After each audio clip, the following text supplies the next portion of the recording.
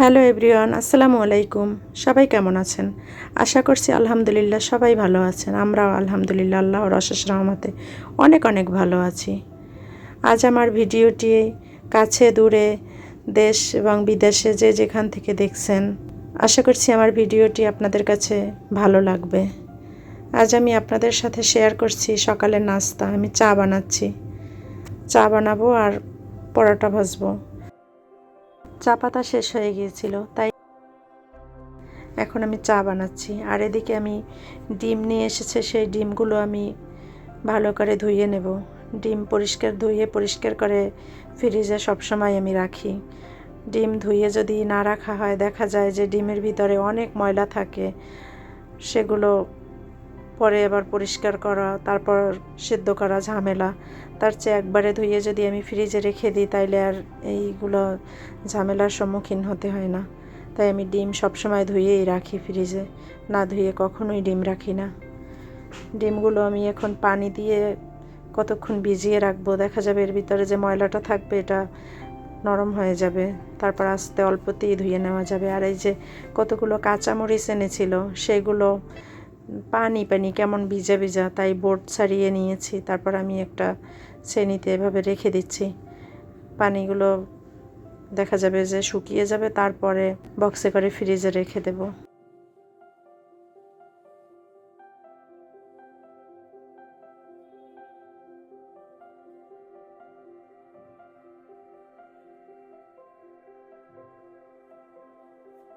সকাল সকাল যদি নাস্তা না বানানো হয়, লেট হয়ে গেলে দেখা যায় যে আবদুল্লাহর বাবা না খেয়েই অফিসে চলে যায়। আবার সে তো চা খায় না, তার জন্য অন্য খাবার থাকি, তাই আর কি সব কিছু সকাল সকালই রেডি করে নিচ্ছি। আর দেখা যায় যেদিন সকালে কাজ না করি, সেদিন কেমন যেন সময় মনে হয় কোথা দিয়ে যায় বোঝাই যায় না। আর যেদিন সকালবেলা উঠে সব কাজ করে ফেলি, সেদিন আর কোনো সমস্যা হয় না। মনে হয় অনেক সময় হাতে আছে, শুয়ে বইয়ে থাকলেও মনে হয় সময় ফুরায় না। তাই আমি চেষ্টা করি সকাল সকাল সব কিছু করার। আর তাছাড়া দেখা যায় যেদিন আবদুল্লাহর মাদ্রাসা বন্ধ থাকে, সেদিন ফজরের নামাজ পড়ে আবার একটু ঘুমাই। যেদিন ঘুমাই সেদিন তো 8টা বেজে যায় ঘুম থেকে উঠতে।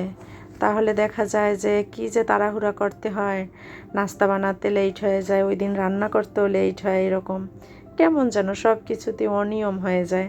আর যদি আবদুল্লাহর মাদ্রাসা খোলা থাকে, তাহলে তো আর ফজরের নামাজের পর আর ঘুমাই না।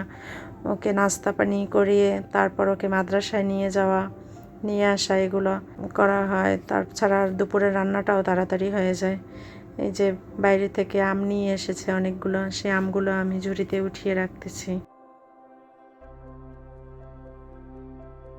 এখন তো কত ধরনের আম বাজারে আসতেছে।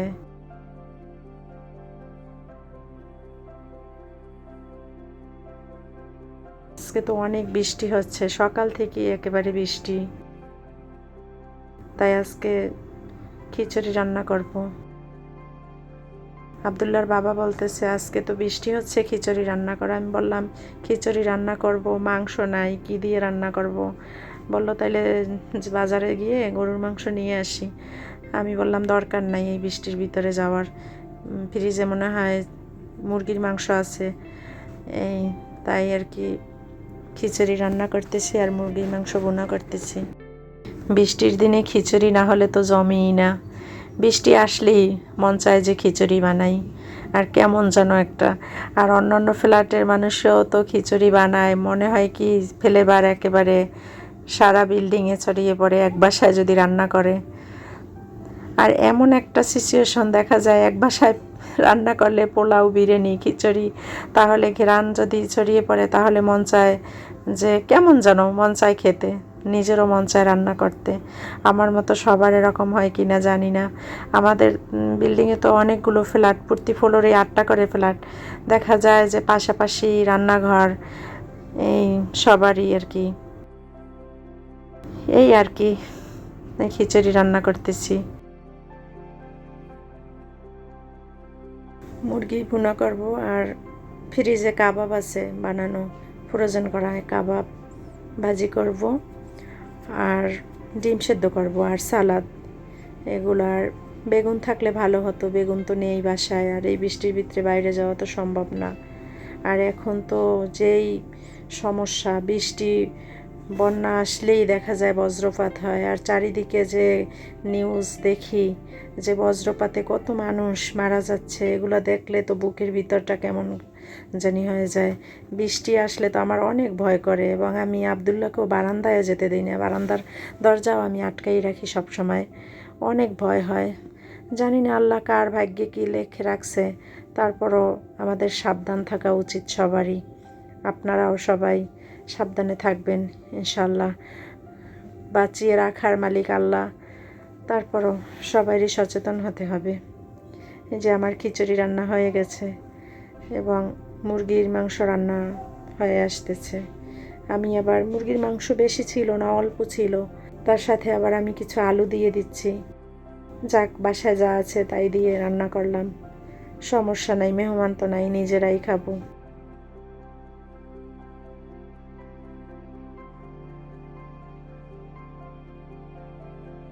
রান্নাবান্নার আয়োজন শেষ, খাবার টেবিলে দিয়ে দিয়েছি, এখন সবাই খেতে বসবে।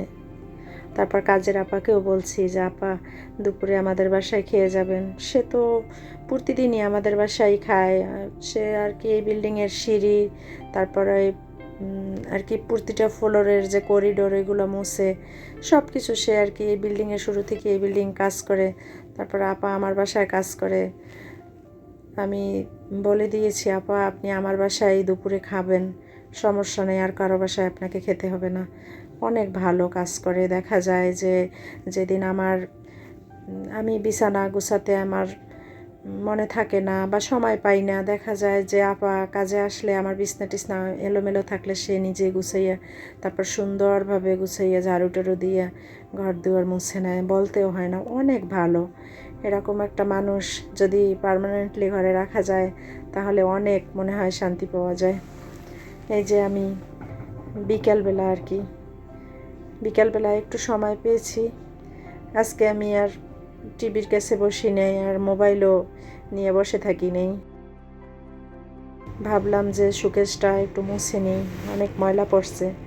তারপর মেয়েকে বললাম যে এটা একটু ভিডিও করো, আমি এগুলো পরিষ্কার করি।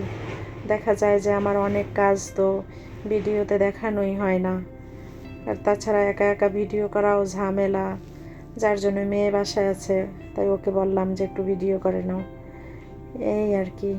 শোকেসটা অনেক ময়লা হয়েছে, বার্নিশ করানোর পর আর পরিষ্কার করা হয়নি। দেখা যায় যে উপর দিয়ে কোনো রকম একটু করি, ভালোভাবে পরিষ্কার করা হয় না, সময় পাই না,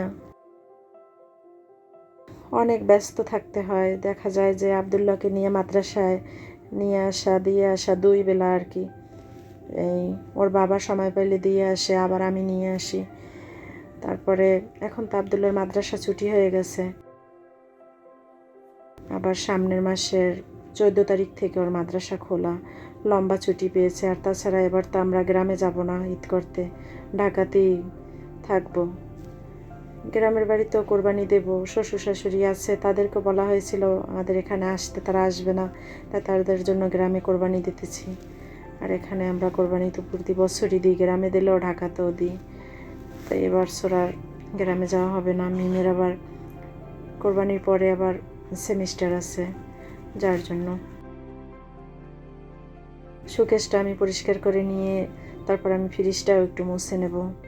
আমার তো ফ্রিজ তারপরে ডিপ ফ্রিজ দুইটাই ভালোভাবে ডিপ ক্লিন করতে হবে। ফ্রিজের ভিতর যা যা আছে কোরবানির আগে এগুলো ধুয়ে সব কিছু পরিষ্কার করে নিতে হবে। ডিপ ফ্রিজ তো আমি আমার যে ঠান্ডার সমস্যা, একা পারবো না, আপাকে বলছি যে আপা আমার ফ্রিজটা একটু পরিষ্কার করে দিবেন, বলছে সমস্যা নাই, দিব। তাকে যাই বলি সে সব কিছুই করে দেয়, অনেক ভালো। ফ্রিজটা মুছে নিচ্ছি। আমার তো 3 ডোরের ফ্রিজ, এটা আর কি সব সময় ব্ল্যাক কালার, তো একটু যদি কোনো রকম স্পট পরে একেবারে দূর থেকেও দেখা যায় যে ফ্রিজটা নোংরা হয়েছে। সব সময় পরিষ্কার রাখতে হয়, বিশেষ করে উপরটা। আর এটা হচ্ছে আমার সন্ধ্যার ভিডিও ফুটেজ। আবদুল্লার বাবাকে নিয়ে বাইরে গেছিলাম, বললাম চলো আমরা বাইরে ঘুরে আসি একটু, তারপর রেস্টুরেন্টে নিয়ে গেল নাস্তা করার জন্য। এই তো এই পর্যন্তই শেয়ার করলাম আপনাদের সাথে। ভালো থাকবেন সবাই, আর আমাদের জন্য দোয়া রাখবেন। আল্লাহ হাফেজ, আসসালামু আলাইকুম।